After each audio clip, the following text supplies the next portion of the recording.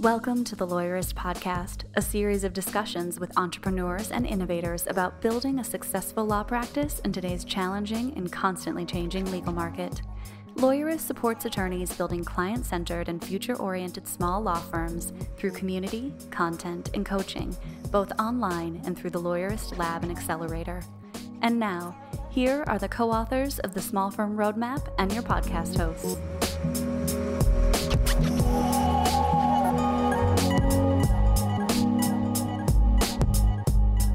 Hi, I'm Laura Briggs. And I'm Stephanie Everett, and this is episode 317 of the Lawyerist Podcast, part of the Legal Talk Network.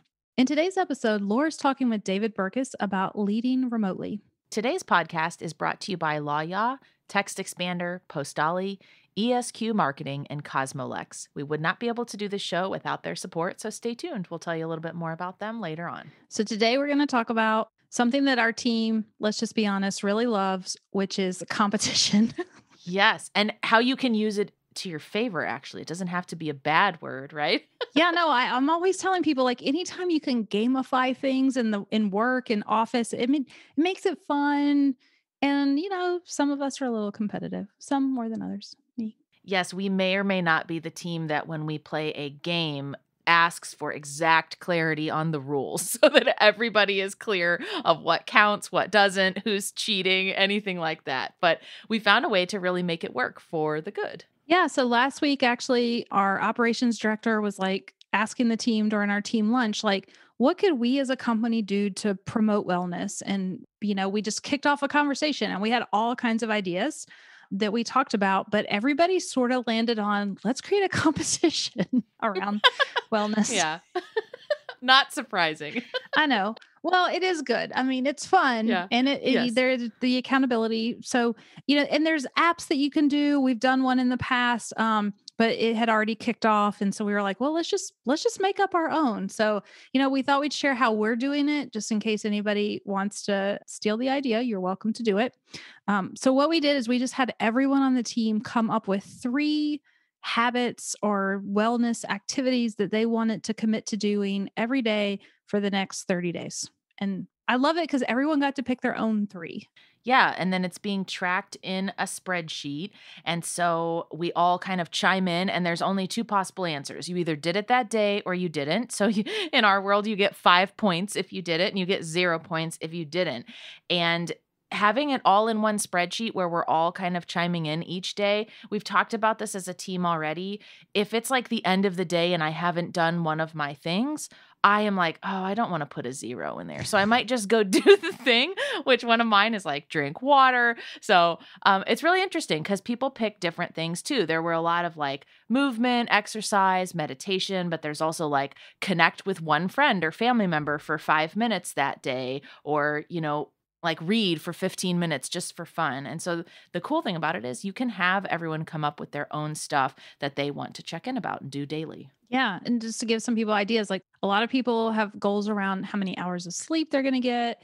You kind of mentioned the water, which has also caused us to need to take more water breaks now during our meeting. I mean, our potty breaks, because we're all drinking water, which is hysterical. Yeah, you can pick whatever you want. And I think the whole idea, we've been joking as a team, like because of the competitiveness, you could call it the Be Best Challenge, but we're really not viewing it as, who did the most or who got their things done every day. What we're calling it is the Be Better Challenge. And so the goal is to pick something you want to be better at, that you're going to feel comfortable checking in every day. And then our operations director has also given us some bonus activities. So like today, she had all of us share 3 things that we were grateful for. So it's also, I find, a cool way to get to know your team members a little bit more too, because stuff comes up there that might not otherwise come up in normal conversation. So it's both improving like culture and knowing everybody, but also your personal wellness too. Yeah. And so in case anyone's wondering, it's a little competitive, but what we decided is we have, I don't even know if we've announced this to the team yet. What we've come up with is 3 levels. So like gold, silver, bronze, and everyone who gets a minimum amount of points into that level is going to get a prize. So it is going to be possible for everyone on the team to reach gold, and we all get some cool prize to be determined. I have to figure that out. But I love that. I didn't know that either. So now I'm even more motivated to keep up with my stuff. I don't care what the prize is. Just the possibility of the prize is enough. I mean, it is good. I will tell everyone that one of mine is to just move every day. Yeah. And I found myself doing some squats while I was waiting for my daughter's dinner to finish cooking the other night. I was like, okay, Yeah. I'm in my kitchen, but I need to move for the day. I need to get some stuff done. So it does just make you a little bit more intentional throughout the day about how you're taking care of yourself and moving. Yep. So feel free to steal it from us and implement it with your own teams. Now we've got a brief sponsored conversation with Tucker from Law Yaw, and then my conversation with David. Hey, y'all. Zach Glazer here, the legal tech advisor at Lawyerist, and today I've got Tucker Cottingham from Law Yaw here with me, and we are talking low-code document automation. Tucker, as always, thank you for joining us. Thank you for having me. Now, Tucker, for people that don't know, how do you describe Law Yaw? What do they do, just very quickly? Sure. So LawYaw is a web-based platform that makes it really easy for legal professionals to include programmable documents into their workflows. And you guys are a no code or low code programmable documents, and I've been thinking about that lately. Like, what's kind of the difference between using that and using the document automation that's built into some of these LPMSs or law practice management systems? And it's simplicity. It's ease of use at a minimum. Yeah, absolutely. So we're trusted by more than 1,100 firms, and so that means that we've seen a lot of different types of practices be successful with technology.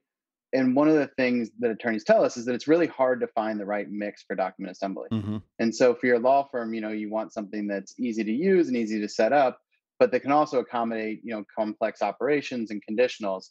And so a lot of times people kind of get left sitting in the Goldilocks chair, where this one's too hard to use, this one's not full featured enough.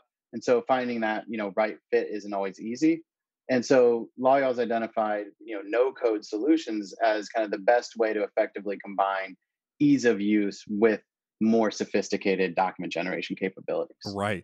And so no code is when you're working with your law practice management system and you're creating your automated document, you can take the fields that the practice management system gives you and you can input them into this document. And so you can create a document that you can crank out, and you can get plaintiff name, but you have to type that in. You have to know what you're doing. Whereas with something like LawYaw, something no code, it's really more just drag and drop, right? Yeah, exactly. So we integrate really closely with Microsoft Word, and basically you can open up a Microsoft Word document. You can drag different fields into your document. You can build a real simple kind of conditional statements. If there's no kids, skip this paragraph, change the subject verb agreement, change the pronouns. And you can pull then the information from, Clio or your practice management software or a questionnaire, directly into your documents. And you can set all that up without having to write, any actual code yourself, which, you and I both spent years practicing law in a time when you had to write, all the complex equations directly into your document. Right. I used to go to this website that looked really, really antiquated to go find, conditional statements that I could use for my documents and code it directly into Microsoft Word. And frankly, every time I was doing that, or most of the time I was doing that, I sat there and I thought, I really wish I had this like pane on the right-hand side of Microsoft Word that had all my information in it. And most of the no-code solutions, including LawYaw, has something like that, where there's an add-in there that lets you visualize what all variables you have, and you can just pull them directly into your document. Right, exactly. And I mean, what we hear from attorneys is that, they want to save time and increase profit margins and provide better client experience, and have peace of mind that their team isn't making careless errors. They don't want to necessarily have to learn how to write computer code. And so, being able to get those benefits in sort of as low friction of a way as possible is certainly what we're always thinking about. And for a lot of people, that's just being able to see visually, okay, here's all the different fields that I have, here are the pre-made conditions, and I can just easily drag those into the document and then have everybody in our firm using the same template. Right. Well, and so the other day, I guess earlier this week, I was creating a demo for our website of LawYaw and using a demo account. And one of the things that I did was just pull a template in almost as fast as I could. Just grabbed a residential lease that I had and just made that into a template. And I was surprised at how quickly that was able to become a template. So, and what it makes me think of is what are kind of the first documents that people should pull in that they should bring in when they do that, you know? Yeah, that's a great question because I think what oftentimes happens is people have their vision of their law firm where things are very streamlined and organized and easy to use. And they have the most complex document in mind, which is not the thing that you should start with. So, exactly like you did, starting with something that's fairly straightforward that you use frequently is going to be the best thing to do. Usually that's, an engagement agreement or a fee agreement if you don't already have it. Right. Some of your correspondence just as a way to get used to how the software works. But then we see based on practice areas, everything from family law to estate planning, personal injury, real estate, criminal law, small business law, a lot of stuff around litigation with letters and discovery and motions and so forth. So we see people using Law Y'all, in every state, couple countries now, and across a lot of different practice areas. But I think the key is really just to think about, what's the first thing that you should do that's pretty easy that you're going to use a lot and give you some immediate value. Well, and I think that not only gives you some value, but it also gives you some experience in what this thing can do. Because a lot of us as attorneys, we didn't go get a computer science degree, and so we don't necessarily know what can these conditional statements actually do. And so putting together something like an engagement letter lets you see what I can bring in, what I can put next, how I can do that. And then you start to be able to visualize what you can do with your other documents. Yeah, absolutely. And you don't need four different versions of the same document. You can have one version, and if it's a contingency fee, you click contingency. If it's a flat rate fee, you click flat rate. If it's a certain attorney, you click their name and their rates go into it. Mhm. So it just makes that all a lot more simple and streamlined. And then the turnaround time as a result is a lot faster. So if somebody wants to sign up, you can get that out the door in a couple of minutes. Right, right, right. And frankly, judging from the demo that I did, even if you don't have the template in there already, you can get it out the Yeah, door pretty quickly. that's right. That's right. And then we also have a e-sign and a questionnaire. And so kind of being able, once you have your template, being able to send a questionnaire and gather the information from your client, have that go into the document, and then be sent out for electronic signature, just all works together super smoothly. Yeah, that's one of the other things about these no code and low code solutions is that end to end engagement, the in the door, out the door, signed and going, and you guys have your own e-sign there that's pretty easy to use. Well, Tucker, as always, I appreciate you being with us. Hey, thank you for having me. And if our listeners want to learn more about LawYaw and the no code document automation, obviously they can go to lawyaw.com. And you guys have a 30-day kind of guarantee, don't you? Yeah, exactly. So you pay, and that keeps people motivated. But if for any reason it's not a good fit, it's 30-day guarantee. And during that period and forward from there, we have attorneys and paralegals on our team that will do free training with you and a whole bunch of resources to make it really easy. Gotcha. Awesome. Well, again, if anybody wants to see more about that, just go to www.lawyaw.com. Thank you.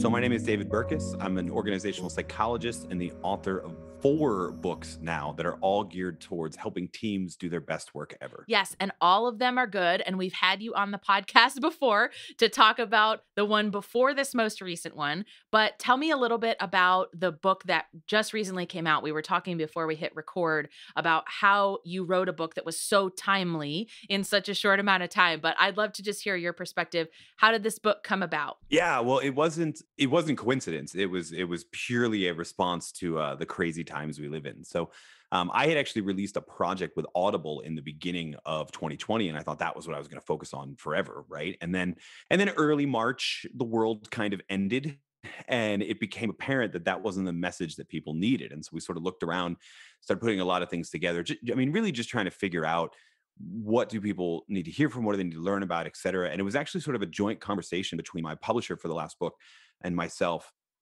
around everyone's in this remote work world. We don't know where it's going. It was obvious by late April, early May, that this was going to be a lot longer than 15 days to slow the spread, right? So what do we need to know? And I came back with this idea that became Leading from Anywhere, which is that there's a lot of great content out there about how to run a fully distributed company, right? Those books have been written and they're great.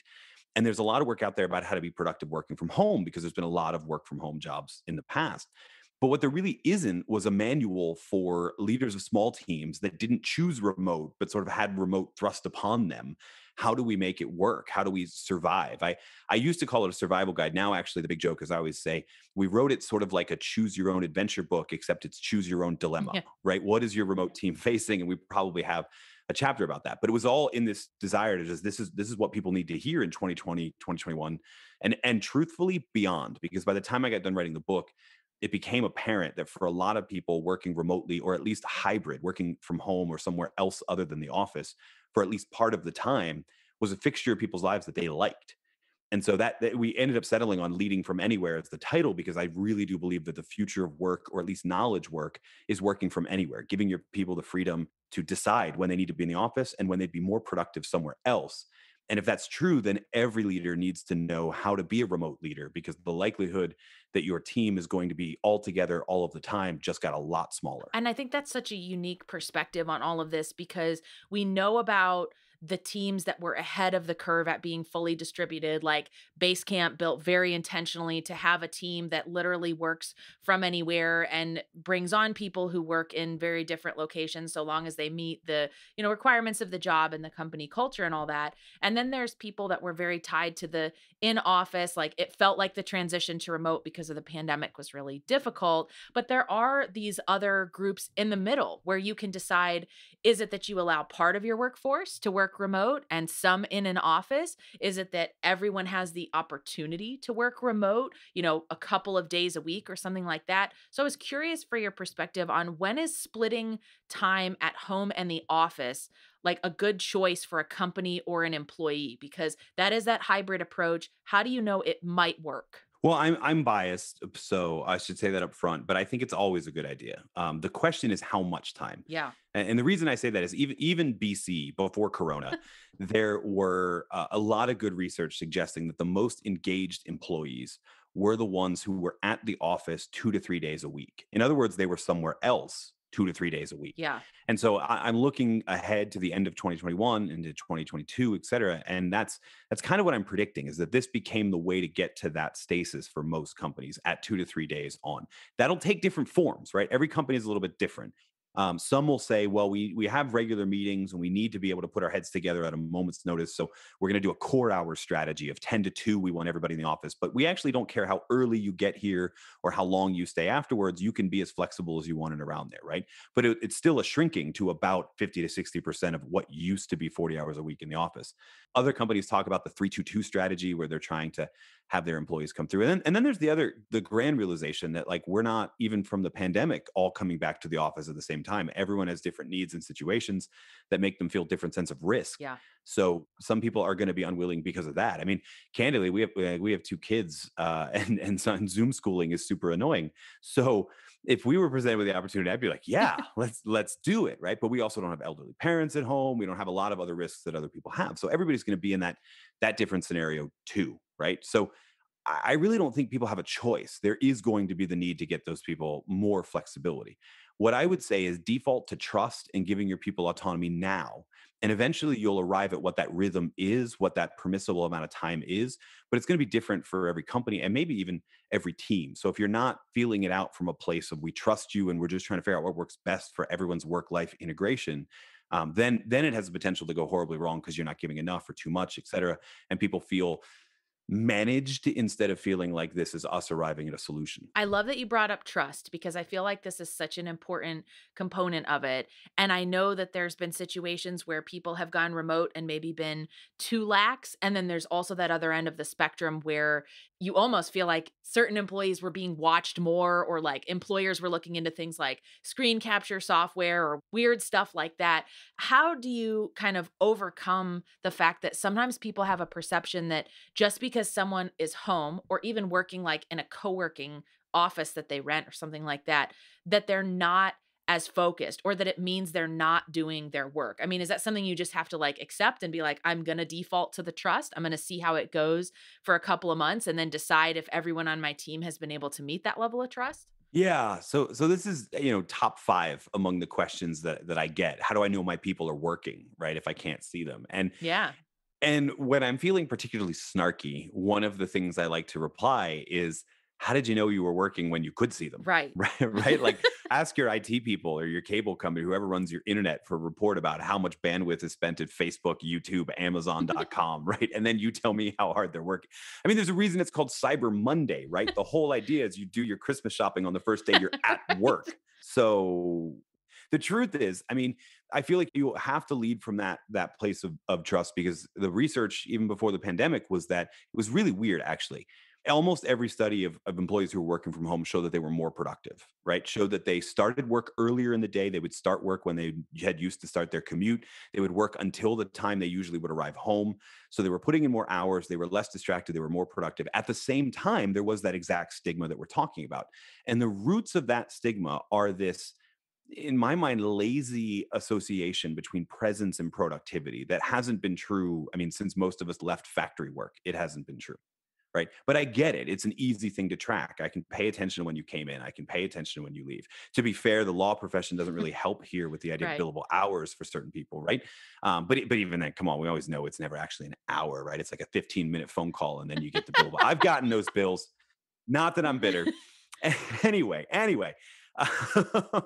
So you do have to lead from that place of trust for that reason. And you will, like, it's not going Yeah. to be perfect. There may be someone on your team who really doesn't work well in that environment. And if you started from a place of we trust you, and then it's obvious that it's not working, you now have the right not to manage them in and start spying on them, et cetera, but to say, hey, you know what? We've been trying this and I don't feel like it's working. Can you help me arrive at a solution that's actually working? Right. And then if you know that they're obviously just blatantly betraying your trust, then you take care of the one person. And there's not really a reason to punish the rest of your team because one, I mean, it's sort of the same thing with like there's usually not a policy against theft from the company inside an organization. You just fire that person and you don't feel like you need to write a 3-page policy and add it to the manual because somebody was stealing copier paper. Right. Right. You just deal with the problem and trust everybody else. Yeah, I think that makes a lot of sense. I mean, it's been really interesting to be part of a team that was remote intentionally before the pandemic, but then watching so many other people who had to pivot into that. And it's just been very interesting, like the way that Lawyerist sets things up and does lead with that culture of trust and all of that. And I think that wasn't the case for everyone who maybe had to pivot into it. One of the things I'm curious about, it feels like this debate has been going back and forth throughout 2020 and now into 2021. People saying, well, there's lots of distractions in the office, but when you are dealing with things like virtual school, or you have multiple family members that didn't work in the home before, and now they're at home doing meetings in various rooms of the house, that it's actually more distracting at home. I mean, I'm sure there's no one clear answer on this, but I'm just sort of curious, where do you land on this like debate of where are you most productive and has the least distractions? Yeah, well, unfortunately, it's not even as clear as how murky that was, right? Of what you Right. just said. There certainly are a lot of distractions, right, at home, and there are a ton at the office, and every team is a little bit different. And the bigger thing is the type of work you're doing is different. Yeah. So I've been working at home since I left the university, so almost 5 or 6 years now. And actually, before I went back to graduate school, I was an outside sales rep who worked out of my house. So I've been Yeah. doing it for a lot, and the things that you learn are when you need to be in that like secluded place where you're undisturbed. And then there are other times where you can be around family. Like I don't need to be locked in my office to write an email. Yeah. Right. Because I think the realization for everybody working at home going, how in the world do I do this? You don't. You realize the times you need true perfect privacy, and then you ease up from there so that other people respect those boundaries. If you say I need to be locked in my office for 8 hours a day, that's not going to work, especially if you and your spouse or partner only have one office, right? I mean, already that's not going to work. Yeah. I think the schooling one is an interesting scenario. I am willing to believe that's sort of a temporary problem we're in right now, right? So as we're looking towards the future, that's less of an issue, but it is an issue because other distractions will keep in, right? Whether it's caretaking for older family members or whether it's, I happen to have boys. So even though they're in school, doesn't mean the school's not going to call me and tell me to go get them, right? And Yeah. those of you listening that have boys know exactly what I'm talking about. So there's a variety of those issues. But again, the office was a distracting place as well. The key here, in my opinion, is to focus on the team and focus on making sure that your team has what I call in the book a sense of shared understanding, meaning everyone understands the context everybody else is working in. Yeah. I'm recording this episode, for example, from about a 10 by 10 room in the basement of my house, 2 floors away from my 2 boys who are on a snow day from school today. Otherwise, they'd be making a massive amount of noise. Right. Not everyone is that lucky. And when everyone on the team understands the context that everybody else is working in, they know which member of the team has a folding screen, Yeah. in the corner of their dining room, and that's been their office for a year. Your sense of grace, your sense of how much you're going to assign to different people, and your sense of what tasks they can do and not do all sort of change. And so that'd be my advice to a lot of team leaders is let's start from that place of shared understanding. To my advice to the individual workers is again, boundaries are important, but you can't draw the boundaries all of the time. Work-life balance didn't even work when you had an office to attempt the balance in. Work-life integration is what actually works. I love that. And I'm excited to dig into this concept of shared understanding. I'm glad you brought it up. We're going to take a quick break to hear from our sponsors. And when we come back, we'll dive right into that. Support for today's episode comes from Text Expander. Get ahead of your productivity for the new year with easy-to-use cross-platform snippets. Text Expander makes quick work of mundane, repetitive tasks so you can focus on what matters most. Say goodbye to needless text entry, spelling and grammar errors, and inconsistency in your messaging. When you use Text Expander, you can say the same thing, the right thing, in just a few keystrokes. Text Expander can be used in any platform, any app, anywhere you type. These versatile snippets are better than copy and paste, and they're better than scripts and templates. They work across devices and platforms to allow you to maximize your efficiency while still customizing and personalizing your messages.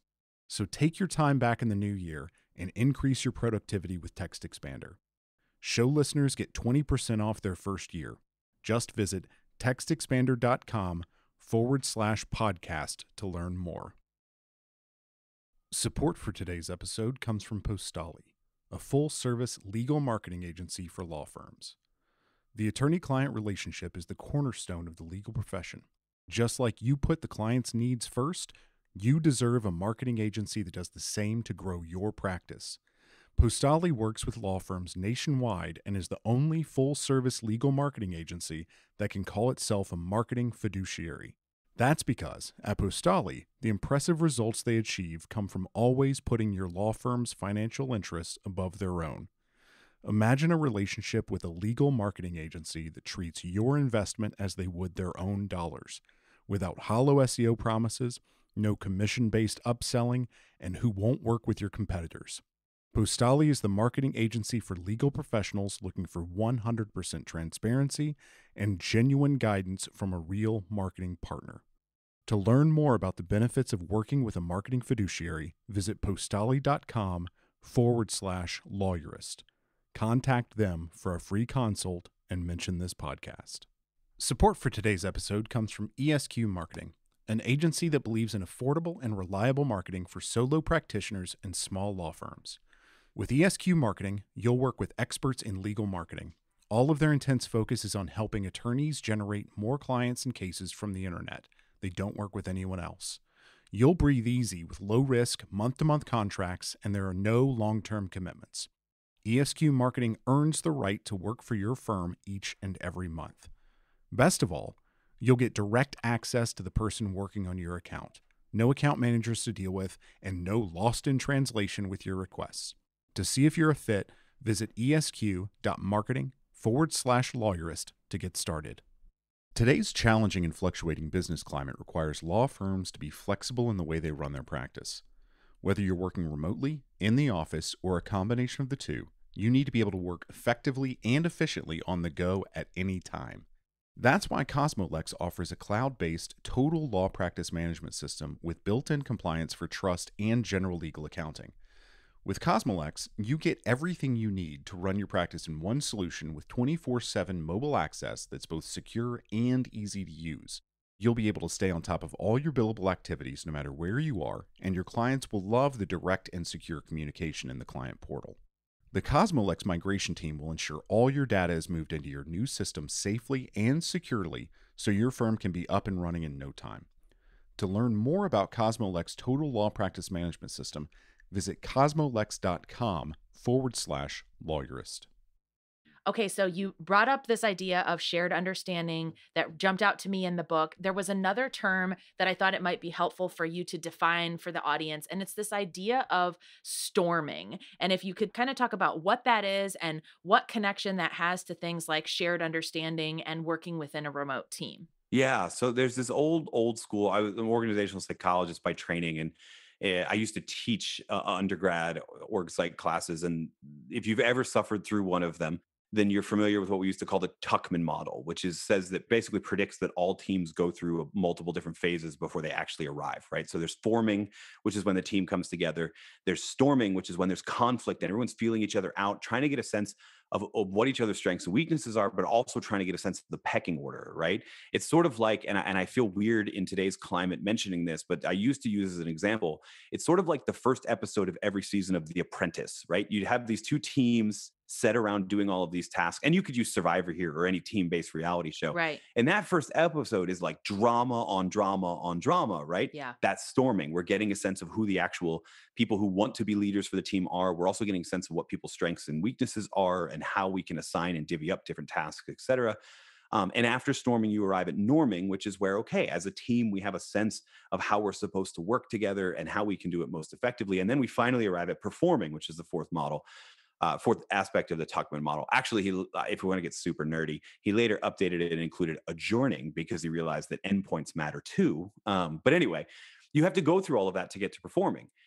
That entire model was written based on in-person teams, Yeah. right? And the idea was we could get through the storming phase easily. Only takes one episode of Survivor, right? Right. In a virtual team, that's a lot harder because the amount of collaboration, the amount of synchronous collaboration time that you have is much smaller. And so you could have two things go on, right? Number one, you could have storming phase last for a longer time until everybody figures it out. Or number two, you could recognize that and you could work to build shared understanding. So I coach a lot of teams to do little things. Like one of my favorite tricks is what we call the virtual tour, where you literally just pick up your laptop or your webcam and show me around where you're working. So I have a sense of your context. Show me how you stay productive, right?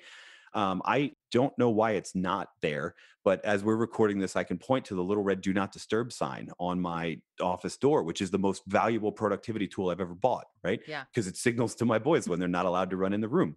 Other people have their own little productivity hacks, right? And so you do this virtual tour, you understand the context that people are working in, but you also get a sense of how they stay productive. And you can be like, oh, maybe I'll borrow that idea. And that's the small scale. It goes all the way up into some teams I have to work with to develop a team working agreement, meaning we're going to sit down and actually have a conversation about norms. What's a reasonable amount of time to wait to reply to an email? What are we discussing in Slack and what are we not discussing in Slack? Because it's a much more speed of the moment thing. What's a good reason to call a meeting, right? How do we want to receive feedback? How are we going to keep each other updated on our progress? Like all of these things. I know at Lawyerist, you had to figure all of these things out eventually, right? A lot of teams, if you're just relying on the old school, what used to happen in a co-located team, which is the storming phase, et cetera, it's not going to happen for a long time. You've got to be much more deliberate about it. And when you are, you jump into, in my opinion, if you're deliberate about it, you jump into a performing stage better equipped than even some of the co-located teams because you've been deliberate about it, right? So there's real strengths, there's real benefits to recognizing I can't just rely on all of that anymore. I need to be much more deliberate and especially deliberate about building shared understanding. Yeah, that's really powerful. I think one of the things that I worried about in joining a team that was fully remote is, well, how do we handle misunderstandings and miscommunications? Because it's one thing when you can see a person throughout the course of an entire day and you pick up those different cues about them, like when their posture or when their face indicates that they're just having a rough day. And like when you meet with someone maybe for 15 minutes a day or an hour a day on Zoom, like you're not going to pick up all of those extra cues that you might see over the course of an 8-hour workday with a cubicle mate who is right next to you. So I know you talk about this idea of like this healthy conflict. Like there are types of fights that can actually encourage people to work as part of the team and to get to that place of shared understanding. Can you chat a little bit about what those are?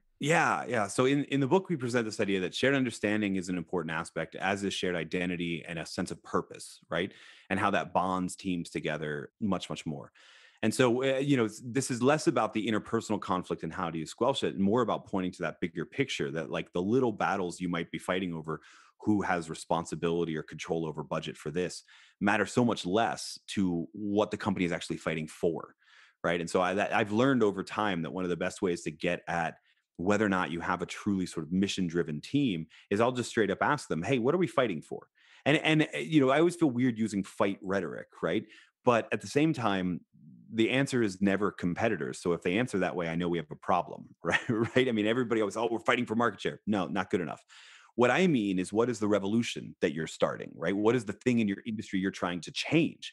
Or what is the way you see yourself as an underdog, which is the third fight, or sorry, the second fight? What is the way you see yourself as being on the receiving end of unjust criticism and you want to prove them wrong? I was born in Philadelphia, right? And Philadelphia is the city of Rocky, right? Our greatest sports hero, actually, Nick Foles is probably our greatest sports hero. But next to Nick Foles is a fictional character who loses a boxing match, right? I mean, that's the plot of Rocky 1. Fictional character loses a boxing match. But he always says he doesn't care about winning. He cares about going the distance so he can prove that he's not a bum. Like, the whole movie is about the underdog being the one who wants to prove the haters wrong. So that can be a motivational sort of fight for people. And then the next one, and I actually put lawyerist here just for fun.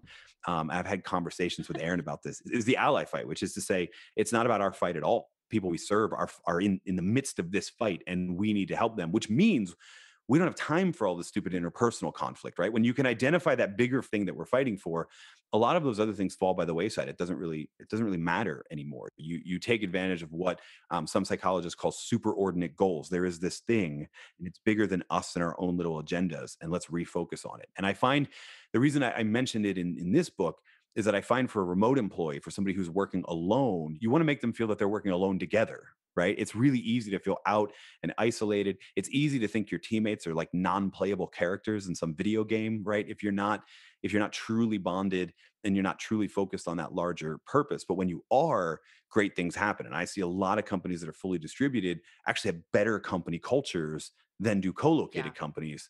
But it's never by accident. Yeah, I feel like there's this hesitation around, well, if I have to go remote with my team, or if part of my team is remote, is that just going to mean that everybody's siloed and they're clocking in at 9 o'clock and they have their list of 5 tasks to work on and then they're checking out?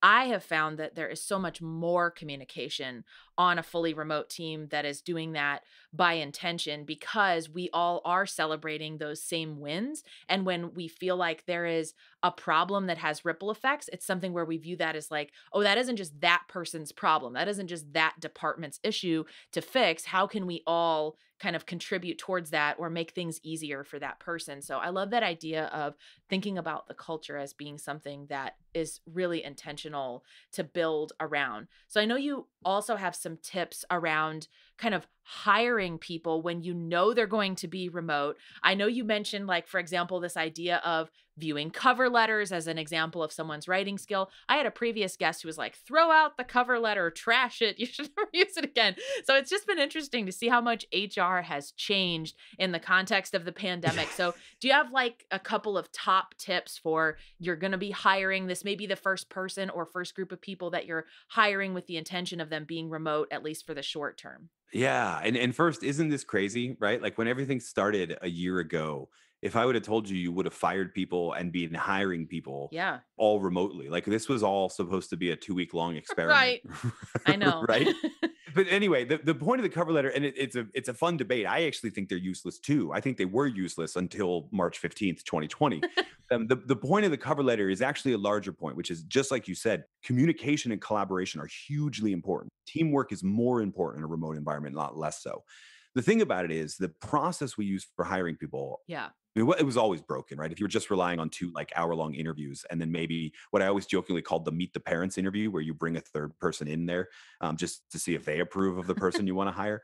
It's like speed dating, and then we're making a lifelong decision. It's not a good idea, and it never really did work, and the data on it was always sort of terrible, right? Yeah. In a remote environment, the thing that's even weirder is that one-on-one Zoom conversations with people aren't going to be the primary means of communication for most of your team, right? It's going to be text-based, first of all, right? Even in the amazing technology we have, you will communicate more information via text than you will anything else, because most of the information is going to need to be asynchronous. So you need to judge, are they good writers? Can they clearly and concisely communicate an idea? And so I suggest in the book, cover letter is one means for that. There's other companies that actually will do a phase of the interview in a chat room, because, hey, we all use Slack. Why not have a Slack room to interview them in, right? The point is that whatever mediums of communication you know you're going to work with this person on, you need to be investigating. So that can be, do a video interview, do a video panel interview, because that'll be similar to how they function in a meeting.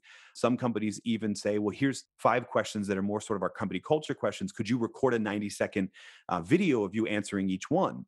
because that's how they communicate in little bursts of voice communication or video communication, right? So whatever it is, you need to build that into your workflow, because why wouldn't you want to test and see whether or not they're a fit for your team based on that? The other things you need to pay attention to, so in addition to that, is collaboration.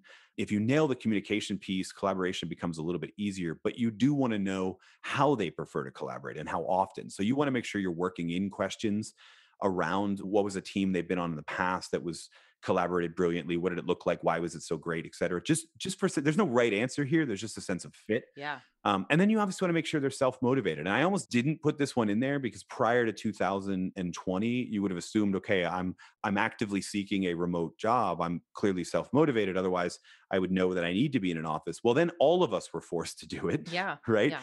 And some of us aren't all that good at it. Right. Let's just be honest, right? Some people need that environment. And so you need to find ways to judge that, right? And if that is, we used to judge things like that as, oh, you only worked 6 months at this company. What happened was our little red flag to ask about things like that. I don't know if that applies anymore. Global pandemic, recession, all sorts, right? So we need to ask deeper questions about that. I actually shift the conversation often here to habits and hobbies and things like that, right? If you're training for an Ironman, it doesn't matter if you've worked remotely before, you probably are self-motivated, right? Right. And this is actually the section of the book that has the dumbest sentence in the entire book, right? Which is that it's something to the effect of people's ability to work without being watched will have a massive effect on whether or not they work without being watched.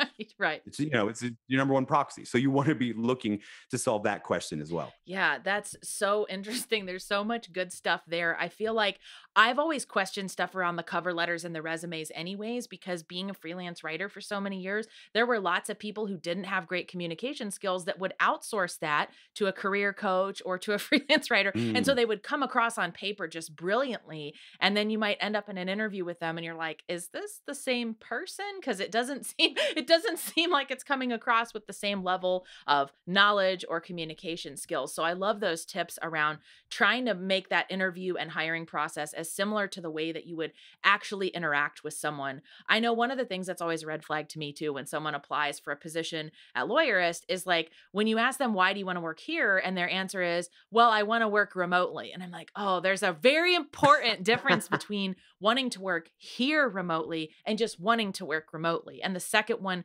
really isn't enough to convince anyone that you're like the star person we need to hire to add on to what we like to think of as an A team. So I think that's important to remember too, like the kinds of questions that you ask, like you don't have to lead them into that. Like I've just found asking that general question, like, well, what drew you to this job? What makes you want to work here? And if someone defaults to, yeah, I just want to work remotely. I don't want to have a commute anymore. I want the flexibility. Like that's kind of like, are you aligned with the culture in that particular way? Right. So thank you so much. I've learned a ton interviewing you. I loved reading the book. Still so impressed that you wrote a book about working remotely and adapting to it in 2020, in the middle of 2020, and it was still published in 2020. So just great respect for you on that. Where can our listeners go to learn a little bit more about you and your work? Yeah. So, I mean, if you're a longtime listener and part of the End of the Podcast Club, the special group of people that listened all the way to this point, right, then you already know that the show notes for the episode are going to be one of the best places. But if you're driving, please don't like double tap. You could double tap the cover art and pull all that up, but don't if you're driving.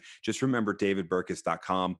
You don't even worry about spelling it because I'm like the only one on the internet. So Google will tell you that you meant me. So just type that into Google and we'll get connected. There's a ton of resources on my site that'll help now and a bunch of different ways to keep the conversation going on whichever socials you want. And I hope you do, because this is not a conversation that's going to end anytime soon. The future of work is working from anywhere. And so now's the time to figure out, how do I lead this team from wherever they are? The Lawyerist podcast is produced by Bailey Tiller and edited by Christopher Eng. Are you ready to implement the ideas we discuss here into your practice? Wondering what to do next? Here are your first 2 steps. First, if you haven't read the Small Firm Roadmap yet, grab the first chapter for free at lawyerist.com/book.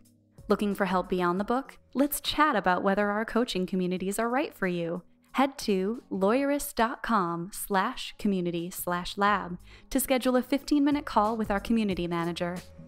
The views expressed by the participants are their own and not endorsed by the Legal Talk Network. Nothing said in this podcast is legal advice for you.